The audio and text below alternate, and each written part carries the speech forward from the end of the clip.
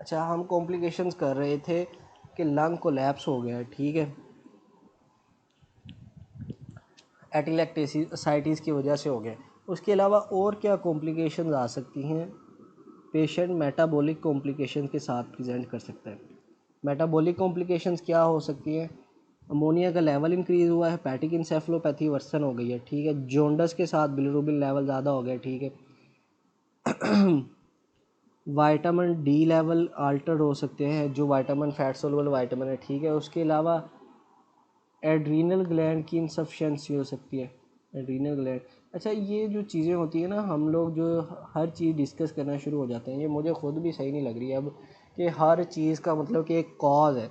अब डायबिटीज़ हो सकती है पेशेंट के अंदर, ठीक है, अब वो डायबिटीज़ का लीवर के साथ क्या एसोसिएशन है, हम सारी डिस्कस करने लग जाए ना, तो ये वीडियो अभी 1 घंटा 35 मिनट की हो गई थी, तो मुझे अब सेकंड पार्ट बनाना पड़ा है, मेरा लैपटॉप रिस्पॉन्ड करना छोड़ गया, ठीक है। अच्छा, हीमोस्टेटिक कॉम्प्लिकेशंस क्या हो सकती हैं ब्लड से रिलेटेड?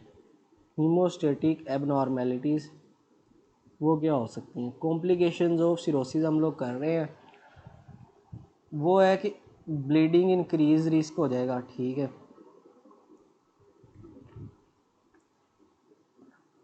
उसके बाद कोआगुलोपैथी हो जाएगी,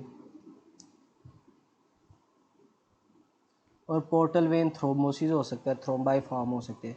अच्छा, पल्मोनरी हमने देख लिया, कार्डियो पल्मोनरी क्या कॉम्प्लिकेशंस हो सकती हैं? एक तो कार्डियो पल्मोनरी के अंदर हेपेटो पल्मोनरी सिंड्रोम हो सकता है, ठीक है, दूसरा है पोर्टो पल्मोनरी हाइपरटेंशन। ये सारी चीज़ें डेफिनेशन मतलब कि अभी नहीं मैं करवाऊंगा आप लोगों को।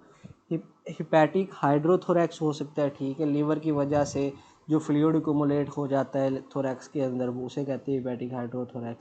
सिरोटिक कार्डियोमायोपैथी हो जाती है, पहले भी डिस्कस किया है। अब पोर्टल हाइपरटेंशन की जो कॉम्प्लिकेशंस है ना, वो डिस्कस कर लेते हैं थोड़ी सी। अब ये कॉम्प्लिकेशंस क्या कॉज करती हैं, ठीक है, ये कौन कौन सी कॉम्प्लिकेशंस कॉज कर सकती हैं? असाइटिस, ठीक है, दूसरी कॉम्प्लिकेशन इसोफेजियल वेरिसिस,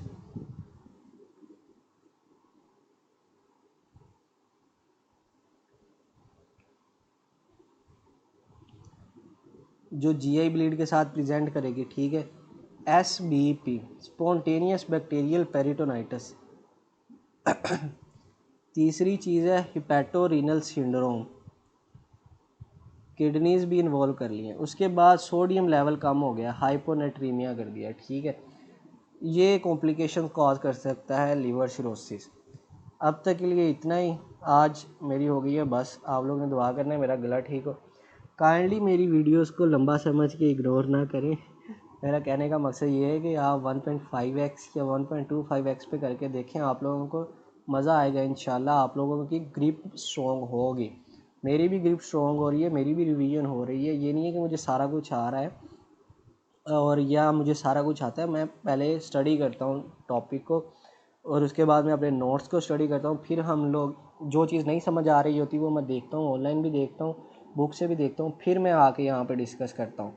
तो काइंडली अगर कोई भी सजेशंस हैं या कोई भी आप लोगों को मसला वगैरह है तो आप मुझे मेल कर सकते हैं, कमेंट वगैरह कर सकते हैं, आपका एक लफ्ज़ भी मुझे अप्रिशिएट कर सकता है, ठीक है, अगर वो पॉजिटिव हो अप्रिशिएट करेगा, अगर वो नेगेटिव हो तो वो मुझे मोटिवेट करेगा कि मैं पॉजिटिव की तरफ ज़्यादा जाऊँ।